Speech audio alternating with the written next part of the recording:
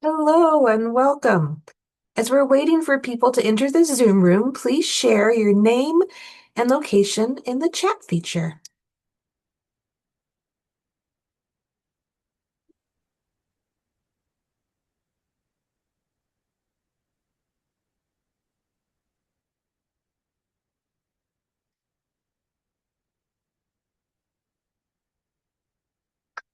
Again, welcome and thank you for joining today's Arts and Health webinar. My name is Farrell Kuritzis, Director of the Center for Arts and Medicine at the University of Florida. We are delighted to have you join us today for the fourth webinar in our Arts and Health webinar series, From Vision to Victory, Arts and Health Legislation in Georgia. Georgia is the first state in the nation to formally pass a policy acknowledging the effectiveness of arts-based initiatives in clinical and community settings. This is a huge accomplishment for the field, and we're so excited to have a conversation with today's panelists, who were instrumental in advancing and securing the passage of this landmark legislation. To kick us off, I'd like to introduce our first two guests. First, our featured artist, Alana Jackson of Alana Speaks, will kick off the webinar with an original poem inspired by themes of creativity, advocacy, and collective action, followed by brief remarks by Dr. Jill Sonke. Again, thanks for joining us. And now, Alana, the floor is yours.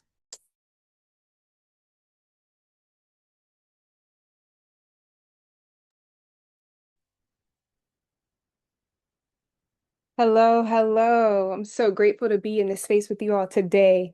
So today I'm sitting with the word retrieval. I'm sitting with the word retrieval and thinking about what does it mean to go back? What does it mean to return home to something that we've always known? So I offer this piece as an invitation and an opportunity to think about what that means. This is more than statistics. This is humanistic linguistics. See, lyrics through my veins and my blood runs treble clef and bass. So if our current reality is not music to your ears, if it's not music to your ears, then you know that we don't have time to waste. Because being sick, that's expensive. And being well is well, priceless, but well worth every penny we give it. And we are spent. We are spent. We are spent. And so I am pondering pensive. And at the risk of providing care that is truly comprehensive, well, I have a marriage proposal for you. What if? What if every hospital, health department, community center, school had access to arts for health programming to address their own most pressing concerns? What if, before anyone could check, or even check into an institution at all, even the streets were filled with the preemptive power of the electric slide as a line of line dance prevention, right? What if when grandma went to the doctor, she was given even more than another pill and another bill? What if, as part of her prescription, she was actually pointed to a community of movers and shakers that shared her childhood love of dance, reconnecting her with the musical sounds of her heyday, showing her that, hey, her condition was no obstacle to her capacity. Well, hey, our condition is no obstacle to our capacity. See, people and programs like these need a we to be in existence. Who are we to stay the same in our separate silos when the world that we live in is demanding something different? Let's do something different that stretches us across the distance of our disciplines, our divisions, and our differences. And let's make stars out of our scars. Because as they say, the wound is the place that we can let the light in. The wound is the place that we can let the light in. And maybe art is a way that we can let the light in. So let the light in, because people need healing and policies need changing, and we can't do that without you. We need the power of your languages to rewrite our policy to the music of transition and keep tempo with the art that lives in each of us, which means we need you in order to remember that sometimes feeling pulled in two different directions, like medicine or music, stability or art, is actually the key to our equilibrium once we allow them to coexist. Art and health are not mutually exclusive. After all, we have to ground before we can leap. We need a standing leg to bounce us on so we can turn to face another direction. We have to stabilize, to mobilize, and visualize, to realize we have always required different parts to make something greater than their summation. Even opposing forces push and pull and make things move. So if you will help me to find my leg to stand on, then I can help you find your way to see the sky has never been the limit. So dance with me and let's drive out dis-ease and let's meet and then exceed CDC's recommendations for exercise for adults. Dance with me and let's stand arm in our kick line and kick down the walls and barriers that are keeping our kids from having safe places to ride their bikes. And let's help them ride off into the sunset of their fullest potential. Instead, dance with me and let's demonstrate and advocate prevention as a road to cure. Calling all the healthy people 24-day. We gotta bankhead bounce away back to becoming more resilient to public health threats like the ones we are facing today. We have too much to lose if we don't find our groove. So quick, bust a move and dance with me, pulsating with the power of the people and listening in as you add the arts to our needs assessments. Let our synergy be the cure that lowers our blood pressure. At the same time, it's the catalyst that lowers our energy of activation, activating our communities to their opportunity to move from the congregation of spectating to the aisle of access and active participation until healthcare becomes synonymous with a more perfect union. See, life is movement, right? Heart thumping, blood pumping, foot stumping, rhythmic, music, and it don't stop, and we can't stop and it don't stop, and we can't stop. If it did stop, it would all be over. Thank you.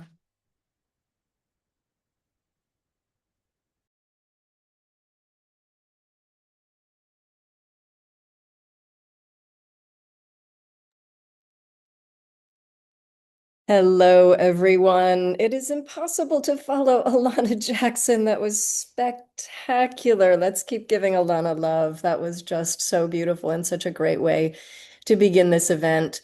I'm Jill Sonke, and I have the pleasure of serving as a U.S. Cultural Policy Fellow through Stanford Arts at Stanford University and in service as a visiting scholar to the Federal Reserve Bank, where I'm working on arts prescribing policy. And I'm just thrilled that this dialogue is happening today. I am so excited by the historic work and events that are taking place in the state of Georgia. This historic House resolution is just an incredible step in paving the way toward more of that across the United States. The innovation, the creativity, the courage, the accomplishments in Georgia are a true inspiration. As I travel around the United States meeting people, folks are talking about it and folks are inspired. So you're so fortunate today to be able to learn about how this happened and what happened from some of the leaders who were a part of driving this historic legislation. I am also excited about other things happening in the country. The state of Massachusetts, we've got some folks from Massachusetts today, has a state level arts prescribing program. Arts prescribing is bubbling up across the United States, and the robust evidence base that represents the changes that the arts can make in our health and well-being in this country. Yet that evidence is robust today and is really underpinning and driving deeper recognition and uptake of the arts as a health resources, as a health resource in communities across this country. So thank you all for being here today. I'm delighted to welcome you and excited to hear this conversation about policy. I think we'll hear about big P policy like this legislation and also little p policy about organizational change and cultural change happening around the United States to embrace the arts as a health resource. So thank you all for being here. Enjoy the conversation. Thank you so much for that introduction, Jill. It's such an honor to get to be in dialogue with people who are really leading such incredible work here in the US and in the state of Georgia. My name is Alex Rodriguez, and I'm currently a public health PhD candidate at the University of Florida, where I do all my research with the Center for Arts and Medicine. And my doctoral work has really focused in on arts and mental health policy. And so I've gotten to work very closely with Dr. Jill Sonke, who introduced these wonderful people. And I'm excited to start off the conversation. So we're going to be having Representative Kim Schofield, excuse me, who is a member of the Georgia House of Representatives.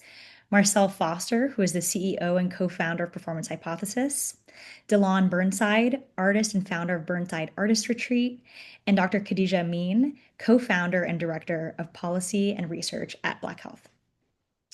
All right, so welcome everyone. And I'll wait a moment for everyone to get spotlighted and we'll dive right in. So the first question that I'd really love to pose to everyone here is, why do you believe the arts belong in conversations about public health and mental health? And whoever would like to start on that.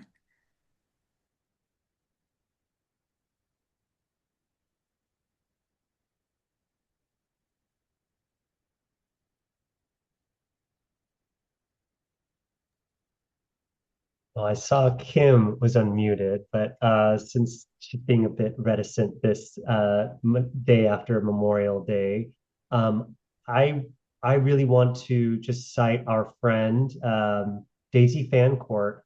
You know, she's made it so easy for us to advocate now with her book and her incredible research. And she's talking about the fact that we are now building on decades of research, and a big shout out to the Center for Arts and Medicine for helping to drive those decades of research. But there's decades of research across all ages, all populations, all kinds of diverse, different kinds of chronic and infectious diseases. And the message is clear: the arts are good for our health. And so we're now shifting into policy. We're having what Daisy Fancourt calls the seatbelt moment, where it's no longer about producing research that seatbelts save lives. It's now about shifting policy because arts do help uplift lives.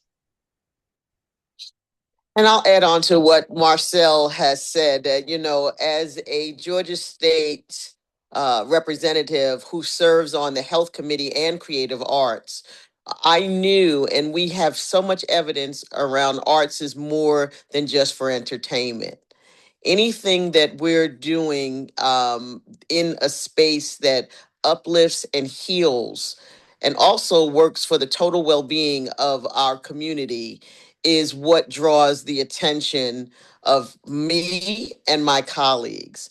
And so to look at this piece from a perspective of not only strong data, but we know that every social determinant of health is influenced by a political determinant of health. And we are the ones that write the policy. So we are the ones with everyone else that has the ability to transform systemic or call for systemic change. And so this space and this moment is the time where we're putting all the pieces together and looking at ways that we can create some art prescribing policy that works and fills in gaps where gaps have been deliberately left out, or we've just not known that we have a great tool that is evidence based that can address some of the health disparities that that have been long standing problems in under resourced communities. Yeah, I love that. And thank you for shouting out political determinants of health. Yeah, I would say what's really exciting and that why around arts and mental health is it really brings together two areas that for too long have been separated. So the humanities and sciences have long been bifurcated, and we know that when we embrace and intermingle those many disciplines that fall underneath both, that we can really produce innovative interventions and really address some of the social ills in society. So it's been so amazing seeing all artists and health practitioners and folks falling in between coming together to really connect those two areas. Hey everyone, I'll just add on to what everyone has been saying. As an artist, I had a sort of an epiphany years ago working on a show called Pose, where I was actively in this container, where I was working on this piece that was so closely related to some of the traumas and experiences that I personally have experienced as a Black queer person. And I realized as I was filming an episode in particular that what was happening was me actually moving through that trauma and actually healing that trauma through embodiment, through mindfulness, through the work of being an actor in that show. And I also got to hear from countless uh, folks who experienced that show how it changed their life, how it helped to heal them and some of the things that they had dealt with, but also, and not just from a mental health standpoint and trauma standpoint, but also how it actually impacted other social determinants of health when we talk about HIV and AIDS awareness and access to information about care and prevention. So I've lived um, the truth of this connection out in my practice. Thank you all so much for reflecting on that and for uplifting social determinants of health, political determinants of health, and really this health equity framing that I think that this legislation really lifts up. And so with that, I'd love to transition into what you all, if you could describe what this actually does, this legislation, and why it's significant. I don't know if maybe Representative Schofield would want to start on this one. Sure. This legislation, everything is multi-layered when we talk about how we move policy in the state of Georgia. And so working with Marcel and other community partners has been a joy. Performance hypothesis leading the research end of this as a partnership and collaboration really did strengthen the fact for my colleagues that arts is not just exclusively done as a form of entertainment, and that this is an opportunity to look at an intervention that we know has been longstanding for so many years, whether it's art therapy, music therapy, but this is something that Georgia has not taken a leap of not just faith, but of evidence to bring into our space. So why this is significant is because it does bridge gaps between artists, community partners, policymakers, the healthcare providers to do what we're longing to do, which is meet the mental health needs of those that are suffering or that are experiencing so much trauma that they don't know where to go for help. So introducing this legislation was just a way to build the bridge to get people across safely, respectfully. Advocates have a platform and telling the real life stories in real time. This is why this legislation, HR 1007, is so significant because we are exploring and expanding healthcare in a new, innovative way that was not captured through policy. And that's where I want to make sure we understand. It's driven in the space of policy. So getting my colleagues on board was very important for us to move the needle. And that's why this piece of legislation at this moment is so significant in the impact that it will bring for future generations.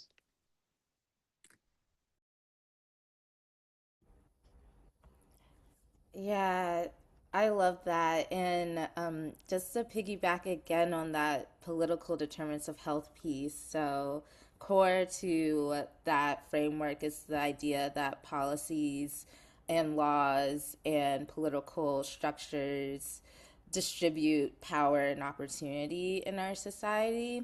So it's so critical, and we're so excited about this piece of legislation. This resolution will really serve as an entry point to begin to pour in resources and opportunities into the arts and mental health in Georgia, as well as service model legislation to share and spread across the country. So we know policies are critical to distributing that power from the state level to local level to nationally. And this is really a critical entry point. I love that framing of critical entry point, and also the bridge that you had mentioned, Representative Schofield. And, I think when we're thinking about that, and then as it relates to implementation and practice, I'm wondering what could this legislation mean for communities, healthcare systems, artists, and patients in practice, both now and potentially in the future, as maybe things develop because of this. Again, it's the possibility of not what could be, but it is really now moving into what is. And so, what is our next step? What is our space of where we create corrective action plans? We are now getting to the point where next year we will be looking at making sure the resources, similar to what Khadijah has said, that we apply resources and appropriated money and making sure that healthcare insurance are covering these costs. So there are layers and multi-tiered approach to how do we move this policy to make it more sound and strong in certain areas so that everybody, I mean, we do have legislation for increasing the number of school-based psychologists and social workers. So let's give them some tools. Let's create a space where, not people are just not thriving, but the policy is long-standing for generations to come. That is not just, this is not just a urban or rural or suburban area. This is a human adjustment that we need to make, and we can do that. And that's why this legislation in years to come, and we're laying those breadcrumbs for someone to not just pick up, but now for them to bake cakes and put some breadcrumbs on top. We're going to make this loaf, and we're going to make sure that everybody eats.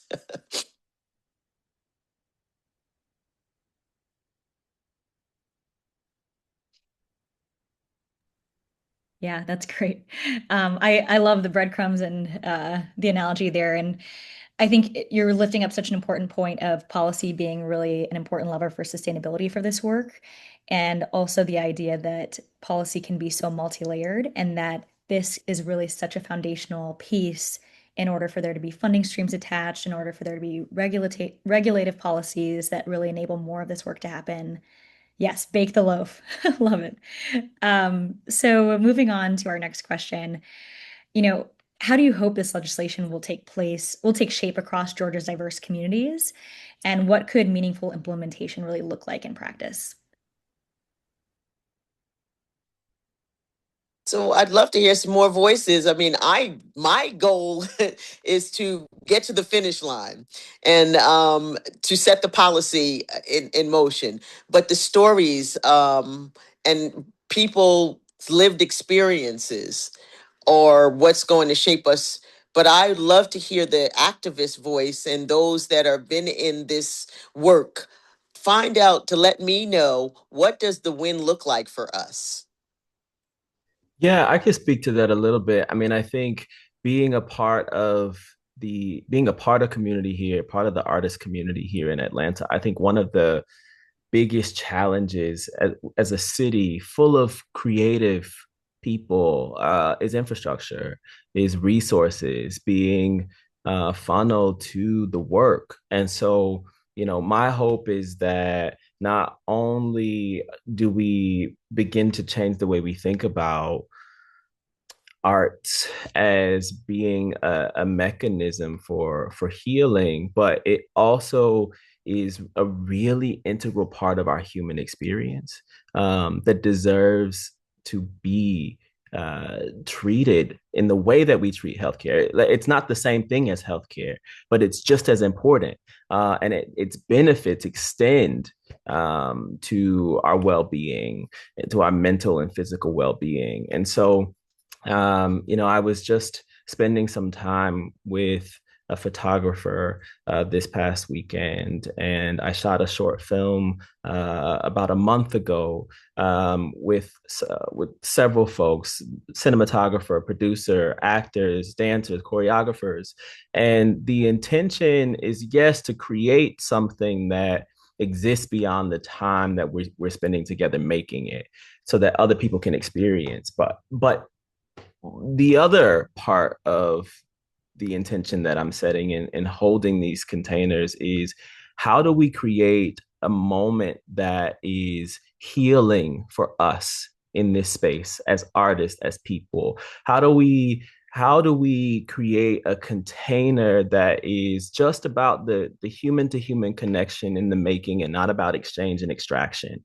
And so my hope is that this legislation begins a dialogue around how we think about art, how we think about creativity, how we think about storytelling as an integral part of our human experience, and something that is actively transforming um, not only our mental health but our physical makeup, our connections, all of these things that we think about as social determinants of health.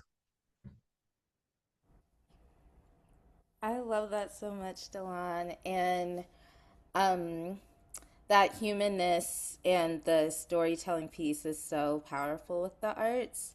We're here today speaking about arts as the intervention itself, but really, arts can also be used as a modality for policy change and social change. And I would love to see that embraced more.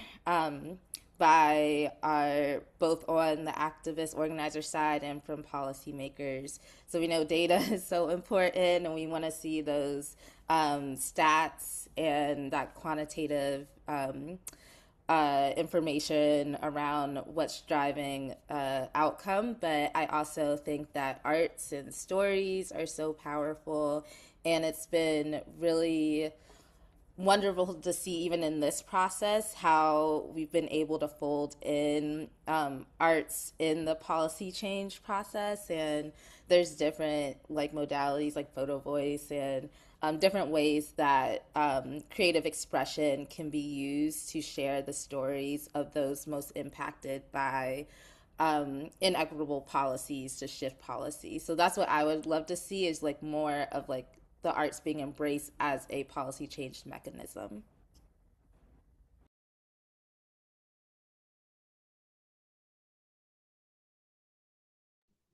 It's great. Thank you.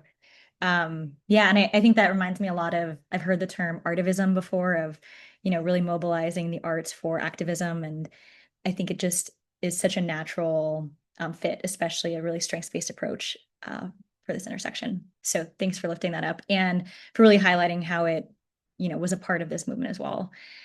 So that kind of leads me into this next question of what lessons can other states or organizations learn from Georgia's success? So, as that relates to both how this was accomplished as well as, potentials for the future.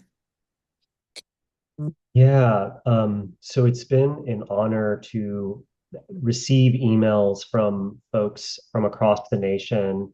And it was never worded this way, but effectively saying, how can we make happen in our state what Georgia's done? And in some ways, I do think that there are lessons that are applicable to all states. And then in other ways, I think it's so contextual. Um, I'd say the first step is think of an elected official who is like 2 to 3 degrees from you.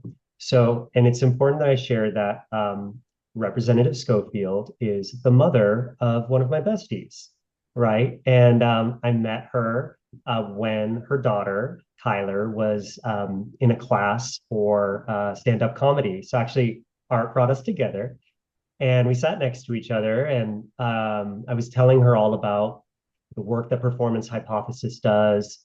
And she was passionate and she goes, she had a vision, which we will achieve one day. And we're on our way to do that, that Georgia will have a statewide arts and health commission and coalition. Until that point, we decided to strategically take steps one at a time. And so I think really the first thing we did was we invited Rep. Schofield to our arts and health events. And and I have yet to meet an elected official who doesn't like speaking. If you meet one, then let me know. But invite them to your events, invite them to your Zoom meetings, invite them to your gatherings.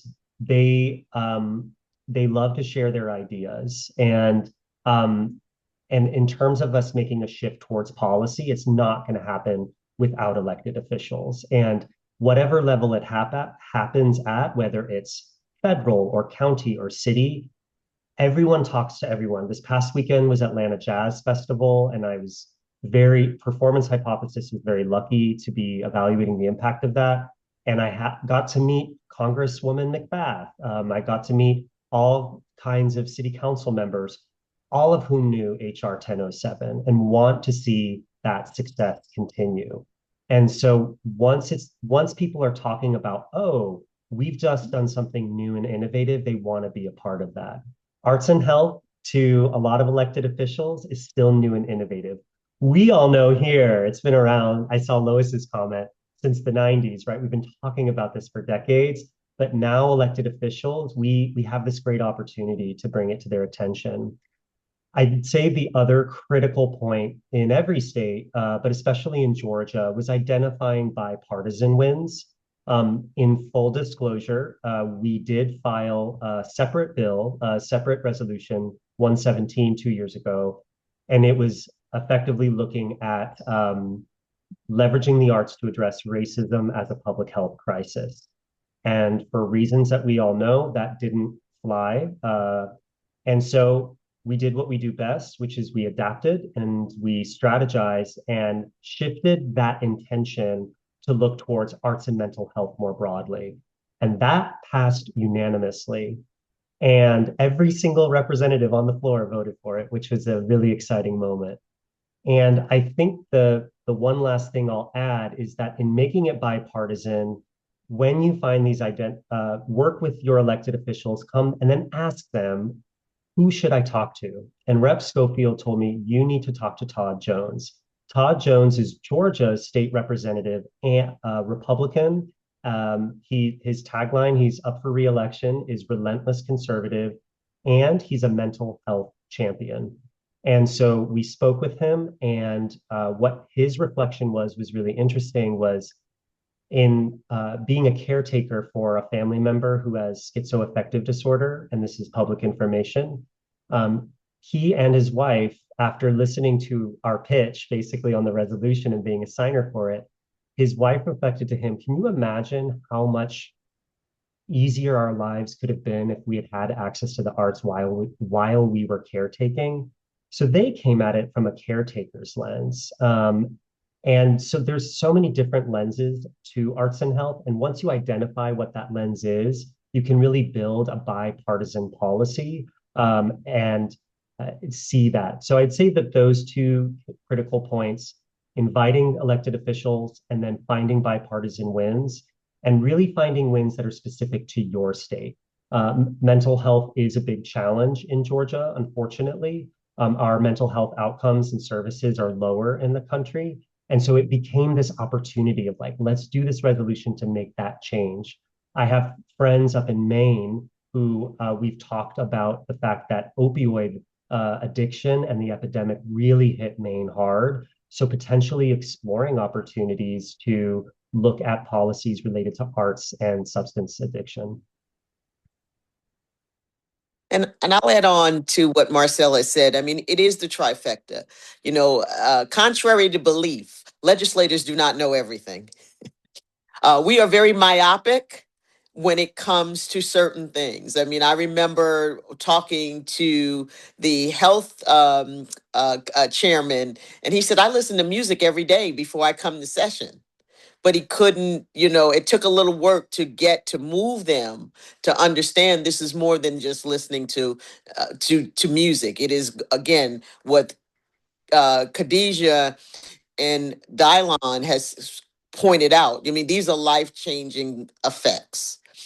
And so don't get discouraged when the first people that you talk to don't understand or don't buy in right away. It takes a little bit of hand holding and a lot of massaging. And to build these coalitions, there is no one size fits all. I do envision us having I like to start high and then break down. Let you tell me no up here so that I know which way I can go to build up. And so we will have a arts health commission soon. It will take another cycle, but it'll happen.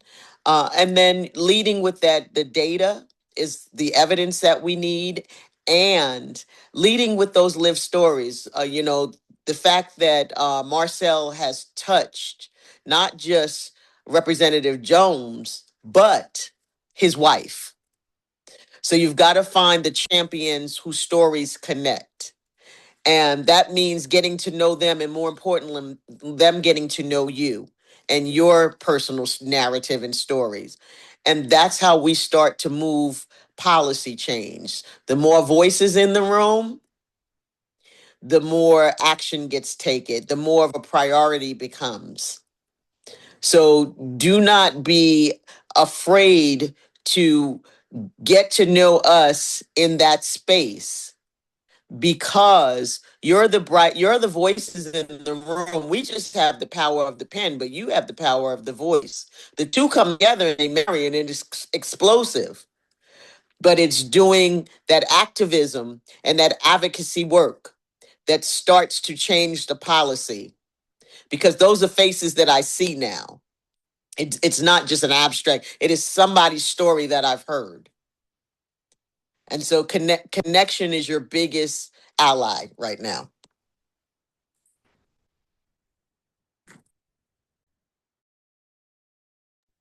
Yeah, I love the power of the pen and the power of the voice coming together. And I think something that was really lifted up across the answers to this question too is this, finding common ground for bipartisan support, and where can we have those wins in order to be more expansive, especially in implementation. And then also thinking about leading with lived experience, which I think was raised quite a bit, and thinking about, not only can we share stories, but can we also invite people in to have experiential learning opportunities and really see firsthand what's happening in communities. So yeah, thank you for lifting those points up.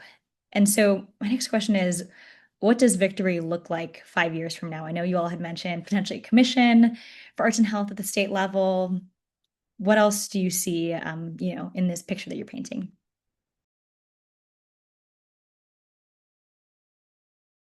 Well, first, I want to just uplift a little bit of what Representative Schofield said, um, just about connection being a really big key to what victory looks like. I think what continued victory looks like is like we all sort of need something that the other has, whether that's like obviously there's been tons of research that's been done, and we have the data to represent, but there still is more information to be gathered.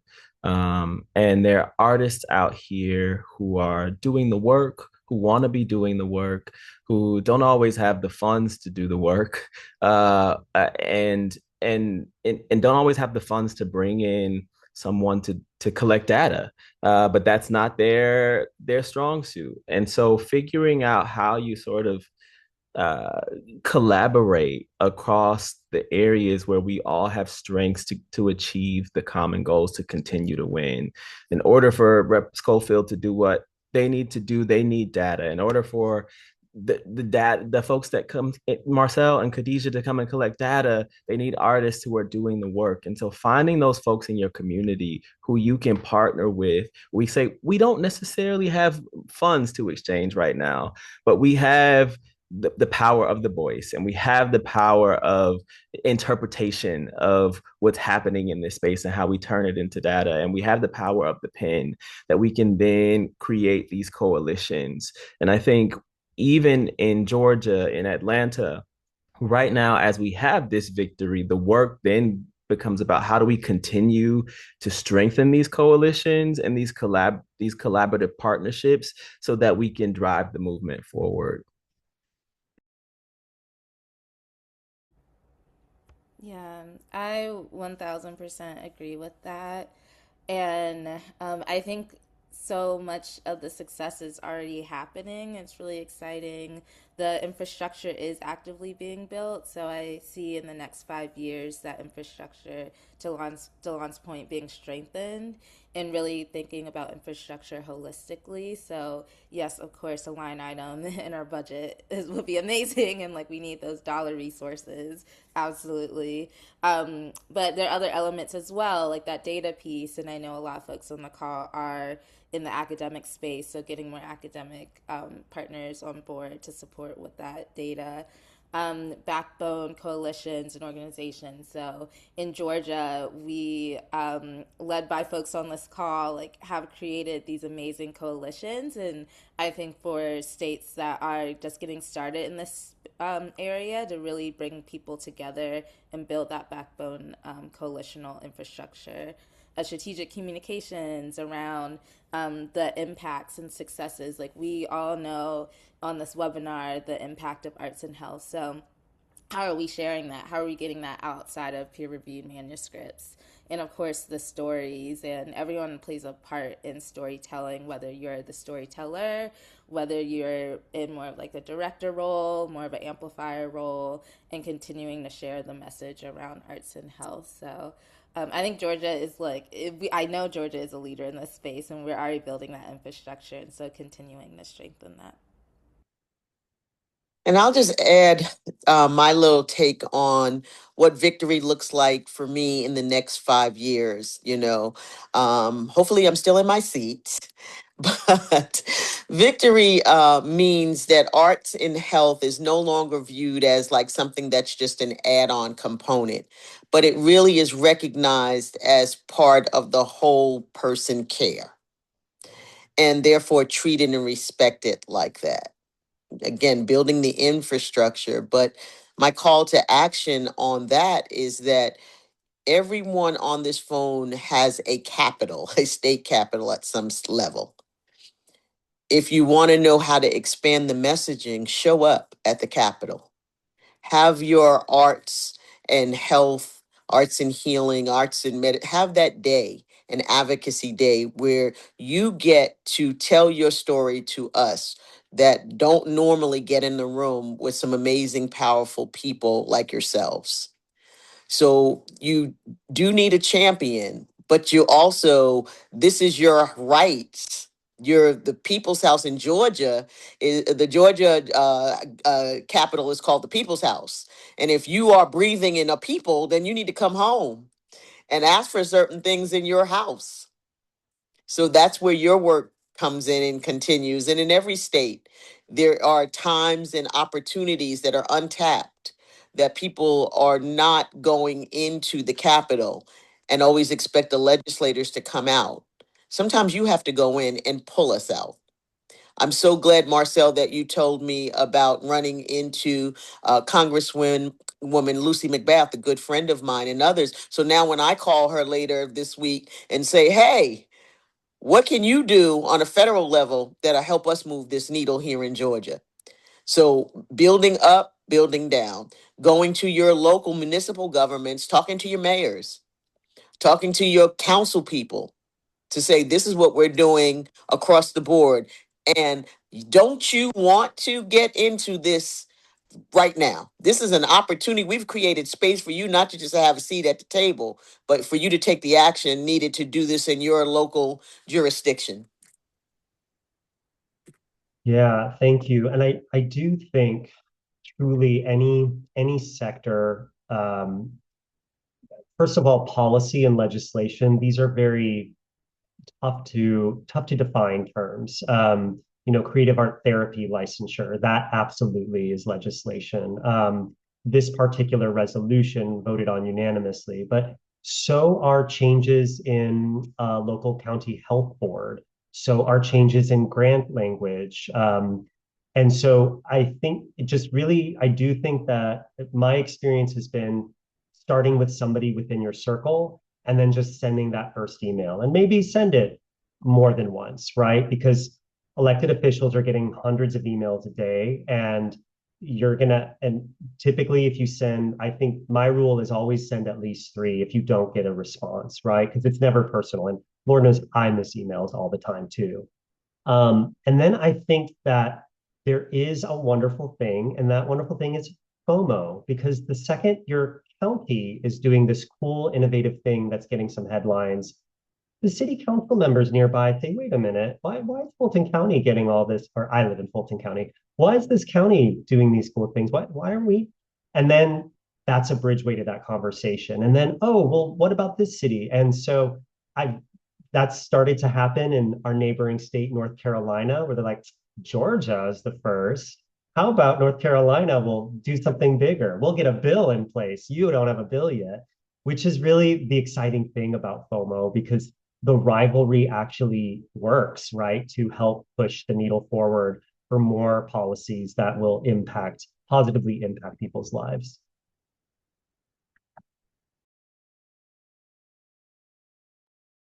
Thank you. I think that those were such great, really tangible ways to get started in this space and to begin to ideate how to start.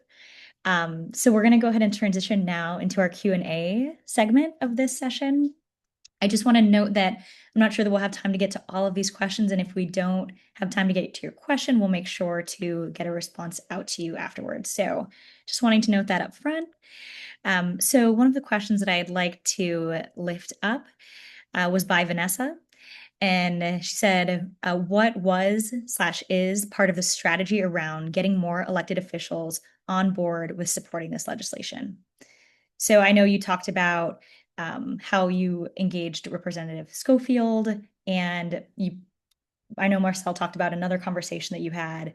How were those developed? Were there other conversations that were really key? Would love to hear maybe some more nuance and detail there. Yeah, I think number one is find a champion, and once you find that champion, identify who else needs to be at the table. And so I think especially in any House of Assembly or Senate, it has to be bipartisan.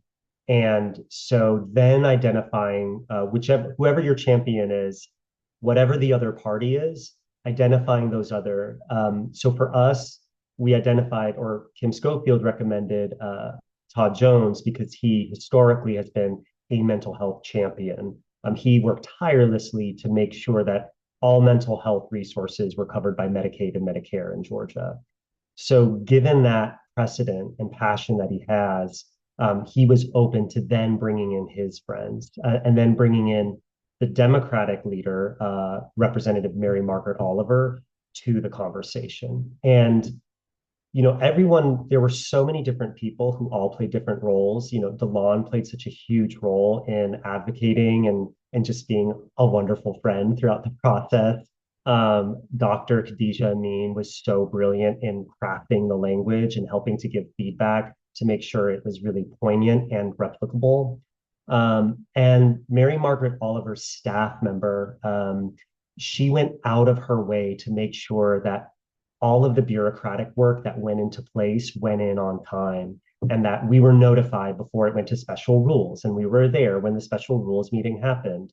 So just knowing who's doing what and then really working as a team because it absolutely is a team effort. I think in terms of like strategizing, it's been exciting to work with my team at Performance Hypothesis, and especially now working with other states around this question of how does one strategize arts and health policy. The Performance Hypothesis team is always really happy to just work and consult in that realm as well.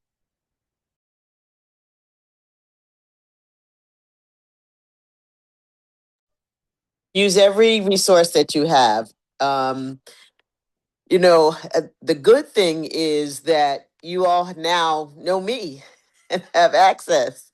So if you're having trouble in your state, in your area, I'd be happy to reach out and make some connections and talk to other legislators. It's each one reach one, and that's the space. So always happy to make some introductions or to share exactly what we've done with other legislators.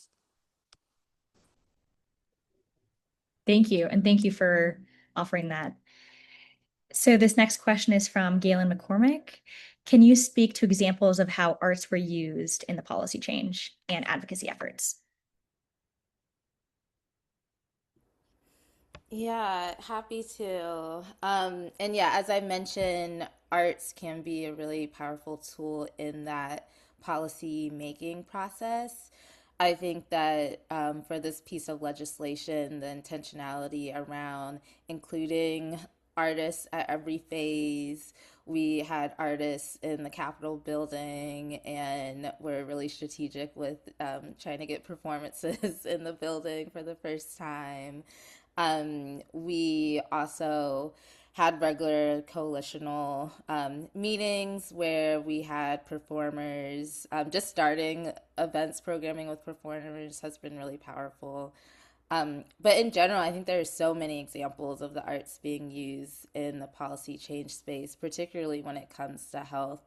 One of the first things that comes to mind, I'm sure Delon could speak more about this too, is just how powerful the arts has been in the HIV equity organizing space and how much change has been made there through creative expression, showing elevating disparate community conditions through different artists' efforts from murals to photo voice projects, uplifting environmental injustices. So there are lots of examples, and something I would emphasize just with any of these arts and mental health efforts is ensuring that artists and creatives are at the table the entire time. I think it can be really easy for particularly us in the academic space or in the health practitioner space to um, uh, want to lead, but it really needs to be a collaborative effort, and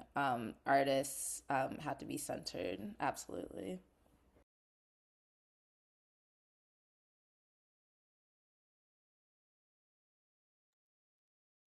Great.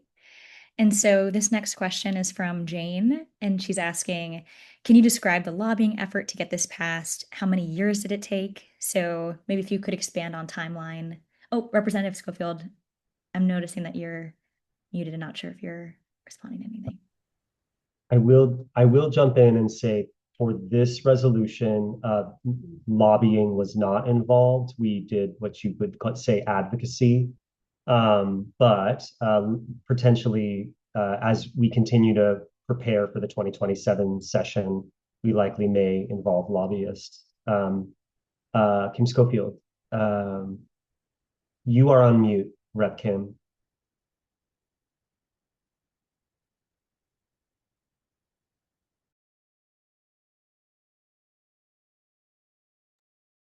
I think as we wait, by no means think that you need to get a lobbyist in order for this to happen. This again, this did not happen without a this did not happen because of a lobbyist, and so if you have access to a lobbyist, by all means collaborate with them, but also don't feel like that's on your to-do list. And I guess just expanding on that, would you mind expanding on the timeline as well? I know you had mentioned that there was another resolution that had gone forth prior. Yes, Yeah. yes. So, Rep Kim, we all met back in summer of 2024, and then we filed our first resolution in December 2024 for the 2025 session. It did not go through. And then summer of 2025, we shifted the language and we met with Todd Jones and other representatives, and then filed the new one in December 2025, and then it passed earlier this year. So all in all, it was about a 2-year process, but it could take a short amount of time. So don't think that it took us 2 years, but I think especially now with this precedent and other precedents, it could go through more quickly. Thank you. So this next question is from Christine. I'd like to ask the artists and activists what their ideal support and resourcing would look like from the city/state/nation. Infrastructure and funding were mentioned. Can you say more about what you'd like to see to avoid artists delivering more vital resources to humanity while being under-resourced?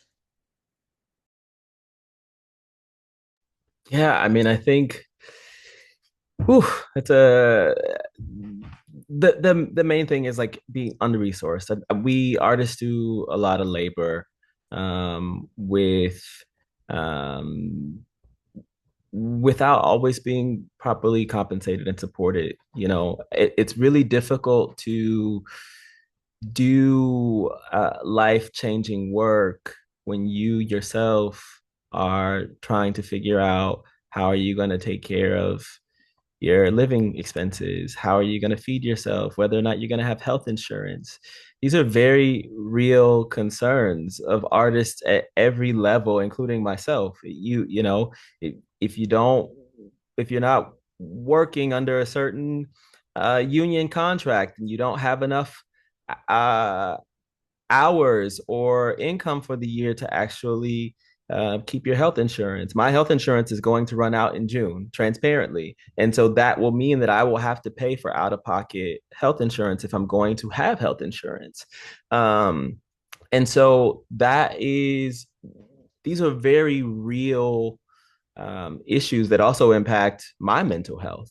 And so I think the understanding of what the artist's role in our society is also a part of the outcome that we're talking about. That's also a part of the support that I think artists need, is to not be looked at as something that is on the fringes of our society that we just go to for entertainment or for aesthetics in our homes to hang on the walls. But these are actually individuals who are helping to tell our stories, helping to connect us to more deeply to our humanity, helping to connect us more deeply to whatever spiritual center, helping to connect us to the parts of our human makeup that allow us to be whole and to be well.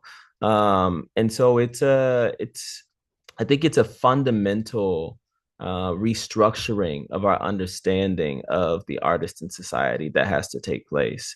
It's a fundamental restructuring of the way we think about how we engage with story, that it's not just binging something on Netflix to distract ourselves, but it's actually, this is how we come to understand ourselves. And a lot of that has to do with the way that we often assess value in our country, in our society, is through funding, it's through resources, it's through attention, it's through policy. So while there are other things that we can talk about that are not financial in terms of resource, I do think that that's really how we assess value in this paradigm. And so artists can't actually do their work if they don't have those resources. I'll say on a show like Pose, where there were resources involved, what we didn't have was this sort of understanding that this work requires a certain level of mining the traumas and lived experiences of the artist involved. And so the Hollywood system itself is not designed to be a container for healing for the artist. It's designed to extract something from them. And we compensate you for this thing. So you come here and you show up for 12, 14, 16 hours a day and you do what we say and this and that. So what does it actually mean to create that work, to understand that the creation of that work is a sacred act, to understand that it is actually a deep intrinsic part of our human experience that should be treated as such. So I think it's a fundamental reimagining and restructuring of how we think about artists and artistry. Thank you. Marcel, did you have a thought that you wanted to add there? Just saw you unmuted. Yeah, I'm not gonna follow that. Thank you, Delon, for your brilliance. And thank you. Yeah, thank you, everyone. Wonderful. Well, we're almost at time, so I just want to go ahead and close this out and thank you to our panelists for sharing your experiences with us on this landmark resolution out of Georgia. And thank you to our tech support who have been helping behind the scenes throughout this webinar. And thank you all for coming and engaging in this dialogue. We'll have a recording and the resources that have been mentioned here in a follow-up email. And we'll also share panelist contact information. I think it's already been expressed, but would love to stay in dialogue with you all to understand how we can really further catalyze this momentum. So please follow the center as well as the different organizations mentioned on Instagram, LinkedIn, subscribe to newsletters to really stay up to date on future webinars from the center as well as happenings for policy within the space. Thank you all for your time and have a great rest of your week.